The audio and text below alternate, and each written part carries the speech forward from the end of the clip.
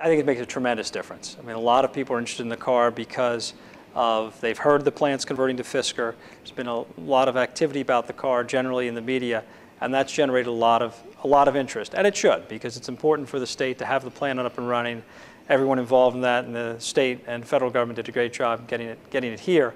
So we sort of sense that Fisker is really part of the community, and that's why we encourage people to come look at the car, because we don't really view it as our car, as we're just the dealer. It's more representing Delaware because of the fact that the next generation, or the Nina vehicle, will be produced here in Delaware, which is very exciting. And we've had an opportunity to interact with a lot of the people at the plant, the group that's coming over from Finland who worked on the Karma.